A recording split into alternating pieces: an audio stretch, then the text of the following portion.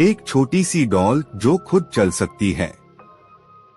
एक डॉल जिसे जलाने की कोशिश की गई, तोड़ने की कोशिश की गई, लेकिन वो कभी डिस्ट्रॉय नहीं हुई।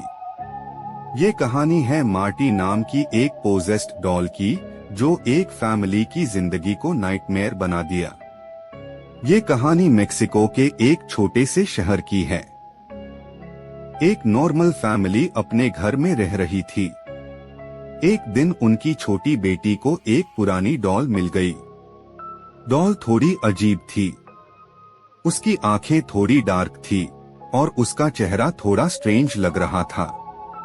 लेकिन बच्ची को वो डॉल बहुत पसंद आ गई। उसने उस डॉल का नाम रखा मार्टी। शुरू में सब नॉर्मल था, लेकिन कुछ दिन बाद घर में अजीब चीजें होने लगी। रात के टाइम फुटस्टेप्स सुनाई देते थे, किचन के प्लेट्स हिल जाते थे, और सबसे अजीब बात, सुबह जब फैमिली उठती तो मार्टी डॉल अपनी जगह पर नहीं होती थी। कभी सोफा पर, कभी हॉलवे में, कभी बेडरूम के दूर के पास। फैमिली ने पहले सोचा शायद बच्ची खुद डॉल को मूव कर रही होगी, लेकिन बच्ची ने एक दिन कहा, मैं नहीं, मार्टी खुद चलती है। एक रात बच्ची जोर से चिल्लाई। फैमिली तुरंत उसके रूम में भागी। बच्ची डर के मारे रो रही थी। उसने कहा, मार्टी उसके बेड के पास खड़ी थी। फैमिली ने डॉल को उठाया और लिविंग रूम में रख दिया।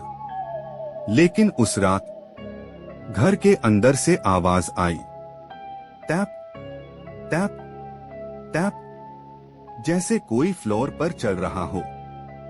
जब फादर ने लाइट्स ऑन की, हॉलवे में मार्टी डॉल खड़ी थी। फैमिली अब सच में डर चुकी थी। उन्होंने डिसाइड किया कि वो डॉल को डिस्ट्रॉय कर देंगे। पहले उन्होंने डॉल को जलाने की कोशिश की, लेकिन अजीब बात ये थी, डॉल जल ही नहीं रही थी। फिर उन्होंने उस डॉल को तोड़ना चाहा, लेकिन डॉल का प्लास्टिक इतना स्ट्रॉन्ग था कि वो टूट ही नहीं रहा था। फाइनली उन्होंने उस डॉल को एक बैग में डाला और घर से बहुत दूर फेंक दिया। उन्हें लगा सब खत्म हो गया। लेकिन अगले दिन सुबह बच्ची अपने रूम से बाहर आई। उसके हाथ में मार्टी डॉल थी।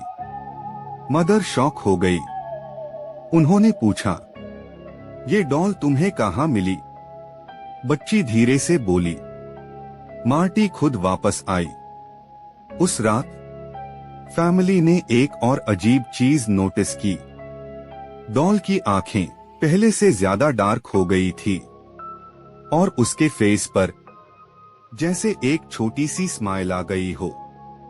तो सवाल ये है, अगर एक डॉल को जलाया भी ना जा सके, तोड़ भी ना जा सके, और वो खुद चलकर वापस आ जाए, तो क्या वो सिर्फ एक टॉय है, या फिर उसके अंदर कोई और रह रहा है?